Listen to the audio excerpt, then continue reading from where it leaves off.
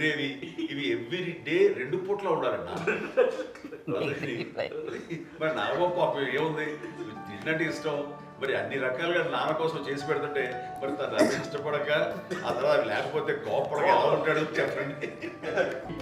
కళ్యాణ్ బాబు అండి, వాడంటే బాగా అంటే వాడు ఏది తినేవాడు కాదు అసలు. ఆడికి ఏ తింటాడని ఇప్పుడు వాడికి నచ్చకపోతే, ఇప్పుడు నేనైతే నచ్చకపోతే చాలా గోల్ చేసేవాడిని. అన్నయ్యకేమో చాలా అన్నయ్య ఏదైనా ఏది పెట్టినా తినేవాడు, అసలు అడ్జస్ట్మెంట్ మెంటాలిటీ.